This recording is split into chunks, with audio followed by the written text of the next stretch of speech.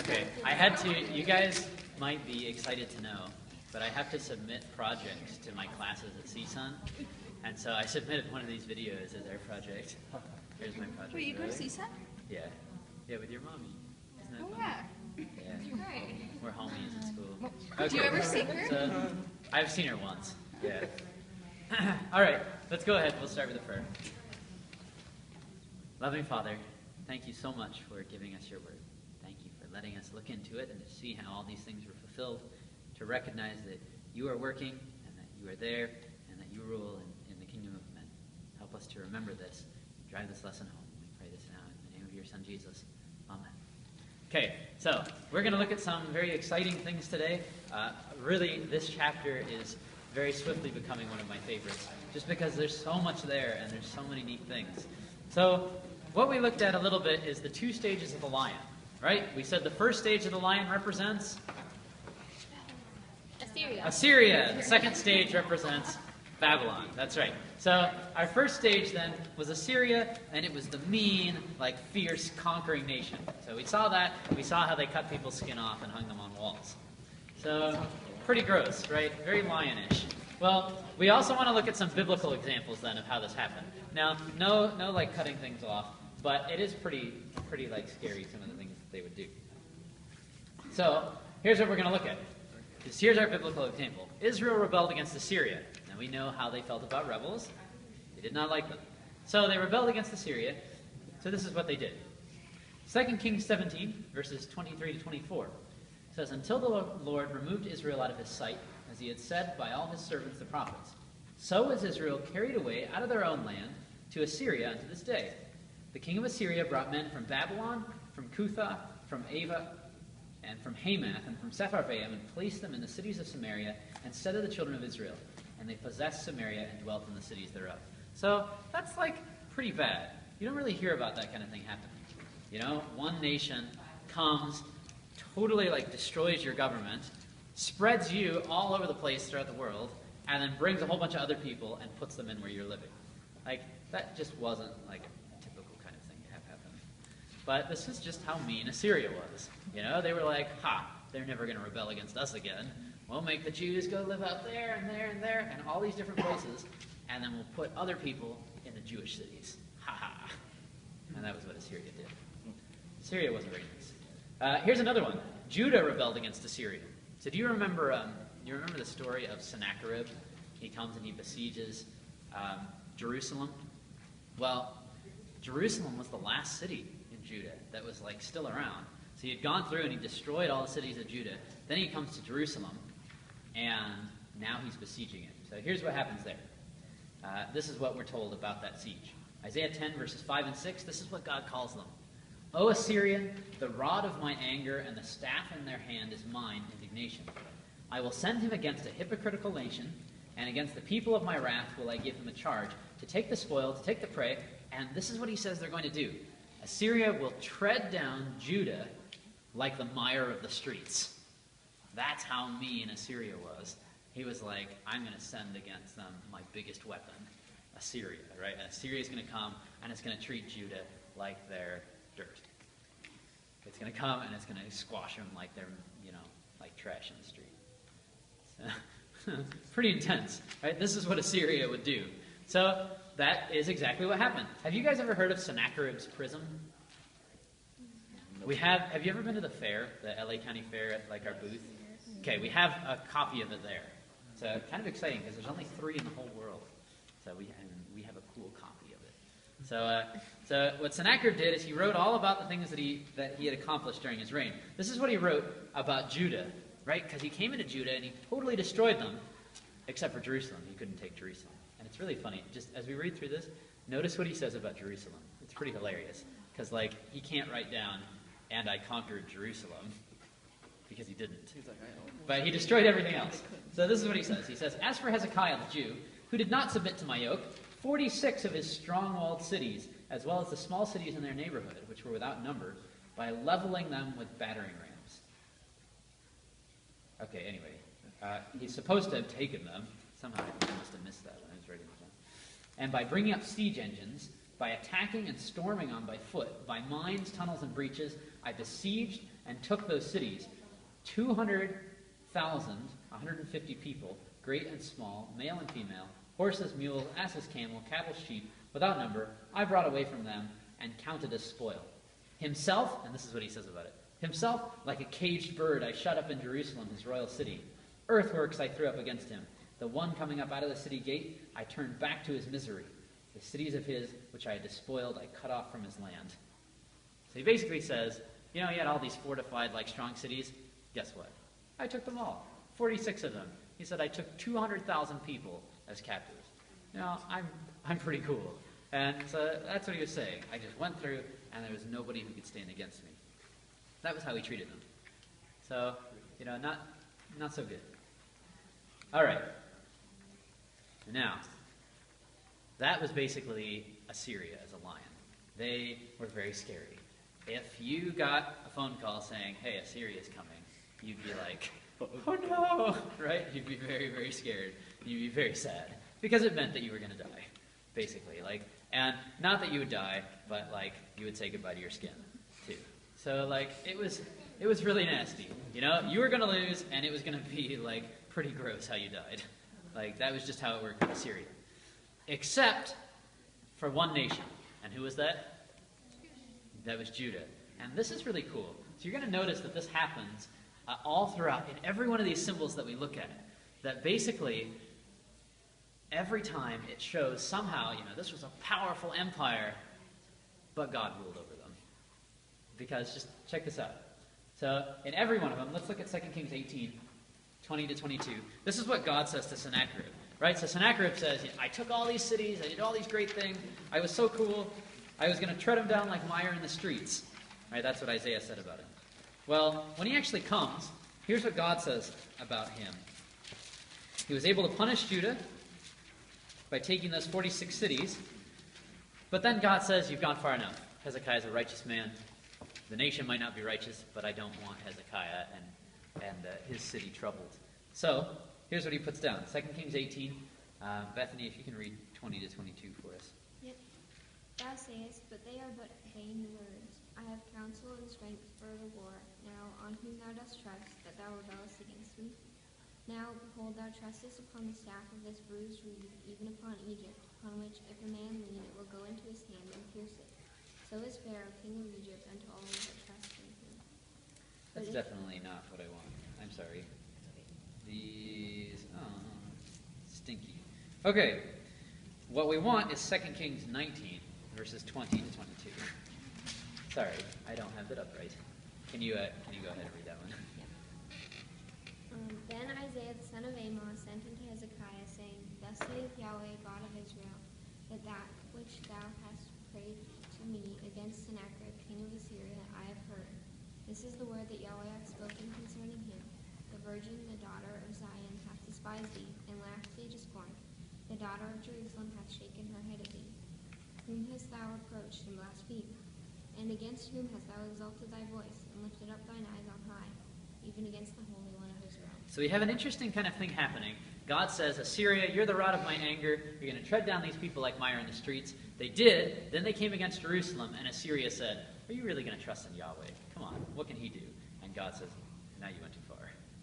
And he says, you're going to see what I can do. And that's exactly what happens. He says, the virgin, the daughter of Zion, has despised you, and these things aren't going to feel too good for you. So it happens. It came to pass. This should be 2 Kings 19. It came to pass. No, actually, I think it should be 18. No, it is 19. Okay. 2 Kings 19, 35 to 37. It came to pass that night that the angel of the Lord went out and smote in the camp of the Syrians 185,000. 185,000 of them were killed. And when they arose early in the morning, behold, they were all dead corpses.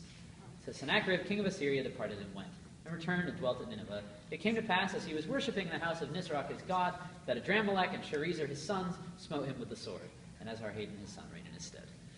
Isn't that awesome? Here's the Assyrians that are like, man, we're such a powerhouse. Who can stand against us? Sepharvaim, Arvad. We went against all these guys. Do you really think you're going to fight against us? We are the lion that nobody can mess with. And God says, you're getting a little too fat-headed here. You got to realize that I'm the one in charge. And he says, you know what? All your troops die tonight. And they all did. Isn't that awesome?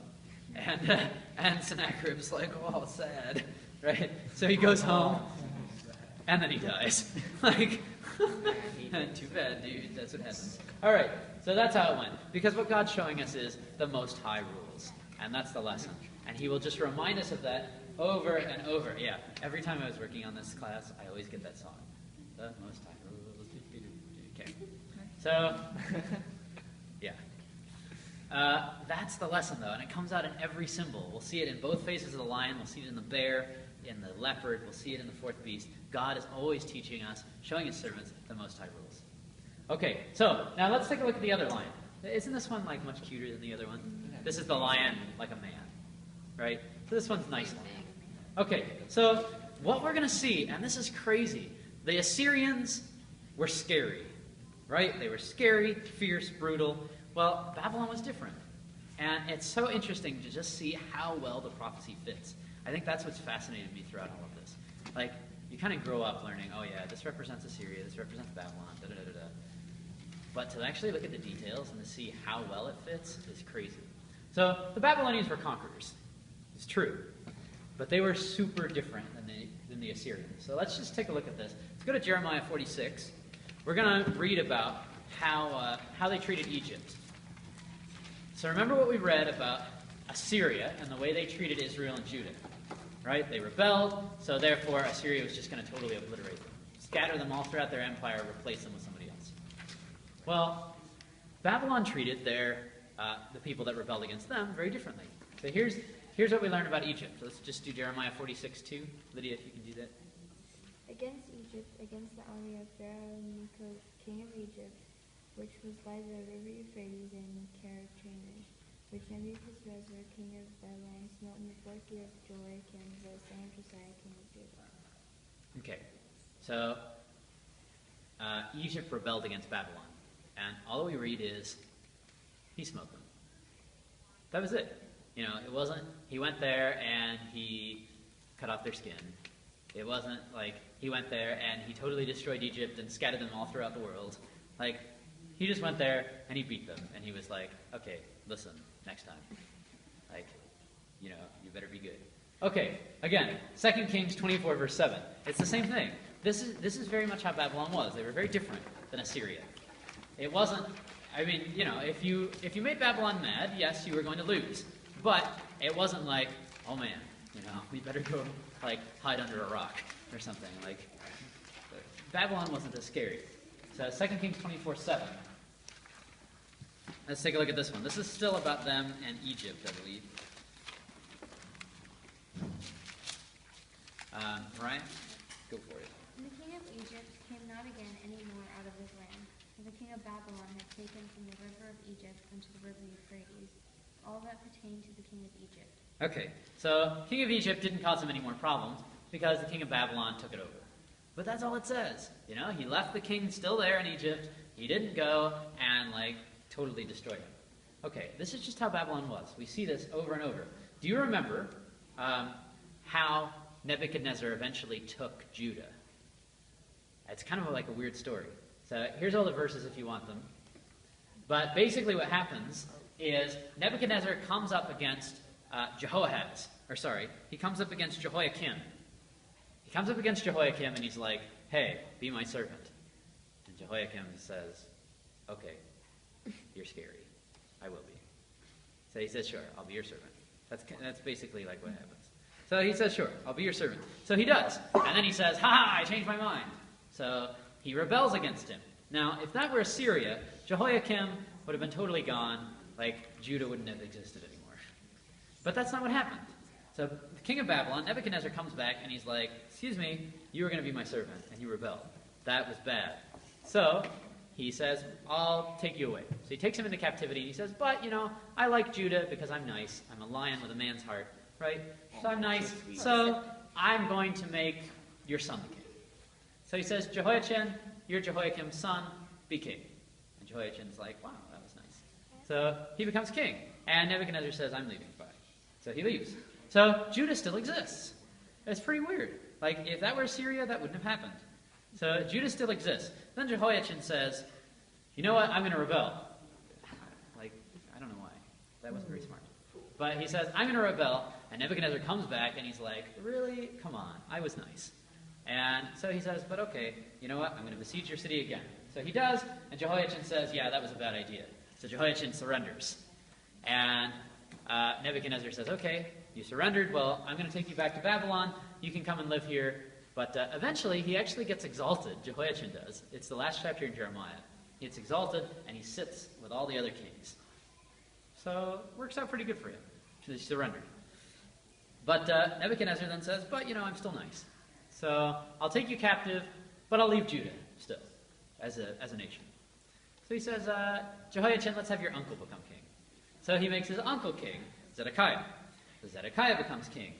And same thing happens. Zedekiah rebels. Nebuchadnezzar comes down, and he's like, okay, I'm a very nice person. I've dealt with Jehoiachin. I've dealt with Jehoiakim. I think I'm done. So he says, now you're finally finished. And he goes and he destroys the temple. And he destroys the temple. He says, we're getting rid of Judah. And then he says, you know what, actually, I'll let you all stay here. So he lets them all stay there. And he says, we're going to make Gedaliah king. So he makes Gedaliah king, and he still leaves people there. So this is just how it works. Basically, Nebuchadnezzar keeps saying, I'm nice. I'll let you stay here. I'm nice. I'll let you stay. And that just keeps happening over and over. If that were Assyria, it wouldn't have worked that way. But that's very much how Babylon was. They were a lion with a man's heart. Do you like that one? Isn't that funny? An embarrassed lion. Okay, so... Yes, yeah, a cute embarrassed lion. I couldn't tell if it was sleeping or what, but it looked embarrassed. Kind of like a wolf. Okay, now, there's a little more to this, though. It's not just that, Assyria was really mean and Babylon was, a more humane one. They were, but I think there's even more to the picture.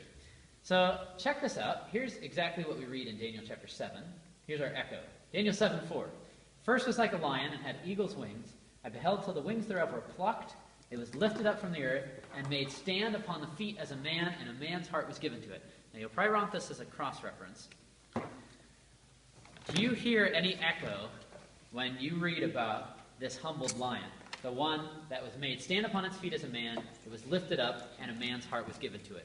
Does that remind you of anything else that's happened in Daniel?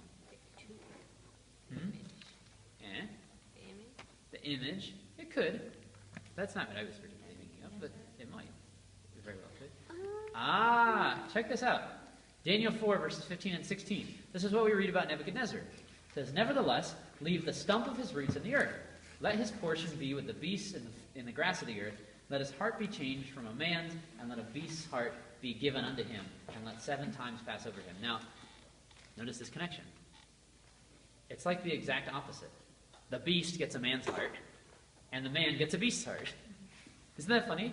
And what I would suggest to you is going on in Daniel chapter 7, when the lion becomes like a man, it's almost the exact opposite of what happened to Nebuchadnezzar.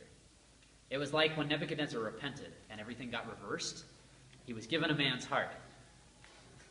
Now, not only that, but notice that this lion has eagle's wings. Can you think of anything having to do with eagles when Nebuchadnezzar was a beast?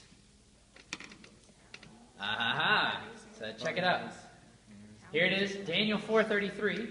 The same hour was the thing fulfilled upon Nebuchadnezzar. He was driven from men. He did eat grass as oxen, and his body was wet with the dew of heaven, till his hairs were grown like eagle's feathers, and his nails like bird's claws. So his hair, I know, isn't it nasty? So his hair became like eagle's feathers. Now, when all of that was reversed, what happened to his eagly feathery hair? It was cut. It was plucked, like the eagle's wings were plucked. Okay, so there you go. There's another one. The eagle's wings, he had eagle's feathers for hair. Now, I think this is pretty sweet to just see these connections here. So what we see is, first of all, Nebuchadnezzar was the king of Babylon, and the lion represents Babylon. So that's like our first immediate connection, that Nebuchadnezzar was a Babylonian king, the lion represents Babylon. So you can already see there's a link there. Not only that, when his sickness was reversed, Nebuchadnezzar got a man's heart. Right? It got changed from a beast's heart back to a man's heart. That's exactly what it says in Daniel 7. Now, after that, when it was reversed, he stood on his feet like a man, just like the lion. Because he was there, right? His back was wet with the dew of heaven because he was down on all fours. And then he stands up, and he becomes like a man again, just like the lion. He stands on his feet like a man. And then finally, or number 4 is he had his eagle's feathers plucked, just like the lion. Or you could say his eagle's feathers cut, I guess. Not plucked. But I think there's a huge echo there. And the point of it is, like, this is what happened to Babylon. They transformed from being the lion to being a lion that was like a man. It was more humane, that had been humbled. And again, what was the whole point of Daniel 4? What was the big lesson? It was that the Most High rules in the kingdoms of men. And this, again, is what you see. It's just Daniel 7 just reminds you of that every time. But the first phase of the lion, they're like, oh man, Assyria was bad. They conquered. They were brutal. Oh, but there was one nation they couldn't conquer because God defeated them. The Most High rules. Then you have Babylon. Oh, look, the lion was humbled. Well, who did that? God did. Again, showing the Most High rules. Okay, we have a few more minutes to talk about the bear. Okay. Now, by the way, just in case you're curious, actually, you know what? We'll cover it. Let's read Daniel chapter 7, verse 5. What if I hid back here during the whole class? Move the camera. Can you just see the top of my head? Yeah. And your arm. Okay. There we go. Okay, Leah, can you read verse 5 for us? And behold, another beast, a second, like to a bear, and raised it up itself on one side. And it had 3 ribs in the mouth of it between the teeth of it.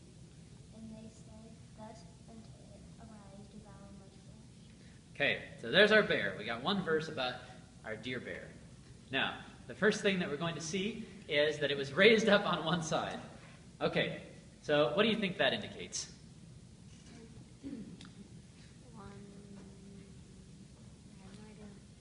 I just said that it had 2 stages and the one was greater.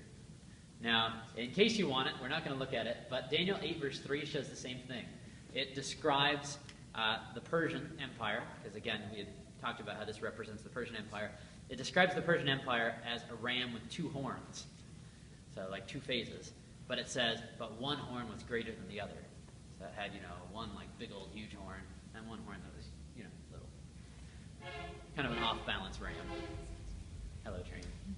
Bethany would say, choo-choo. She likes train. Okay, so there's 2 stages, but one was greater. Now, the nice thing is that we actually find out here in Daniel chapter 8 what those 2 stages are. So in verse 20, it tells us, oh, by the way, those 2 horns on the ram represent the Medes and the Persians. So that's what this bear is. It has these 2 stages, the Medes and the Persians. Now, take a guess. Which one was greater, the Medes or the Persians, do you think?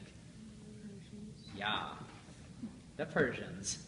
There you go. So the Persians were a lot greater. Basically, if you want to prove this, the only king of the Medes that I can find in Scripture is Darius. He ruled for a year or something like that. A year, 3 years. It was very small, very short. Okay, now, if you want to contrast that, we have Cyrus, we have Darius, and we have Artaxerxes for Persia. Persia was just much more in control of things. So, the Medes were powerful. They were just kind of the first stage of this kingdom. Okay. Can I move on, or did you guys want those verses?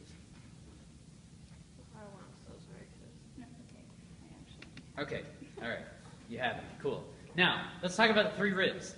If you think ribs in Scripture, it's kind of tough. Ribs don't show up very often. That makes me think of lunch. Okay, ribs. Ribs don't show up very often in Scripture. But if you think ribs, is there anything that kind of pops into your head?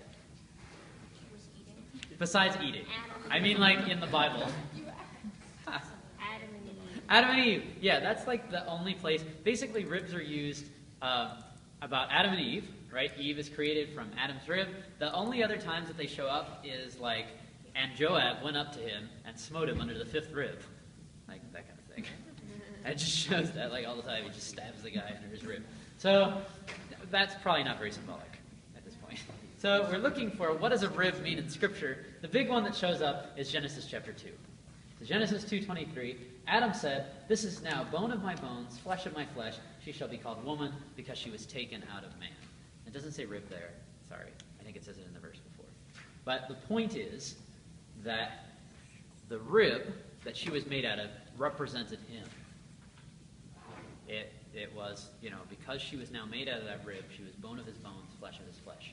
So she was part of him, was the idea. So essentially, what you can say then is that the rib tends to represent whatever it is that it came out of. It represents the whole person. So for Adam, the rib represented him. Now, just take a quick guess. What kind of ribs do you think the bear has in its mouth? Now, I don't mean real specific. You don't have to say, like, pork or something. But, like, Pork ribs. Animal. yeah, probably animal ribs, right? Bears typically aren't eating humans. But, I guess they could.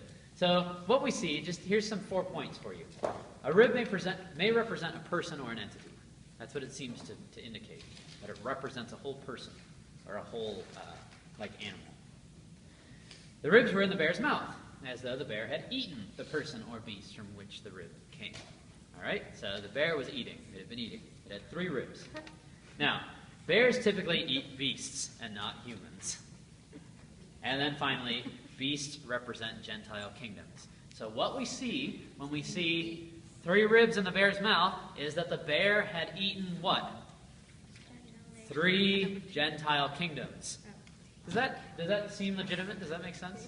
That the bear had these 3 ribs. Ribs represent a whole beast or a whole person, and a beast represents a Gentile kingdom. So it had eaten 3 Gentile kingdoms. Now, here's what's cool. In Daniel 8, verse 4, it talks about this Persian ram, and it says it was pushing in 3 directions: westward, northward, and southward. So the Persians extended themselves westward, northward, and southward. Now, here's what's super cool.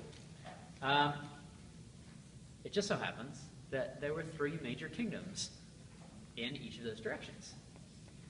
So here they are. Here's Persia. Here's your extra cool map. Persia, the Medes and the Persians, they're this orange. There's the kingdom of Lydia over here. There's the kingdom of Babylon, and there's the kingdom of Egypt. So Lydia to the north, Babylon to the west, and Egypt to the south. And, more or less. Babylon kind of went more like this. Anyway, that's kind of what you see. So you have them going, and they conquer all 3 of these. They conquer Lydia, they conquer Babylon, and they conquer Egypt. And that is what I would suggest to you are the 3 ribs. Those are the major kingdoms conquered by Persia. All right. So anyway, we'll go ahead and stop. I'm so excited to look at the 4th beast with you. I'm like, all pumped. I've been working on it. It's really cool. All right. So we'll go ahead and we will close in prayer. Loving Father, thank you for your mercy. Thank you for your truth. Thank you for teaching us and leading us. We ask that you will continue to teach us through your word, that we might continue to read it, continue to be moved by it, and changed by it. Thank you for the food that you've given to us. We ask, Lord, that we will eat it today with thankfulness, recognizing that you provide for us. We ask this now in the name of your Son, Jesus. Amen.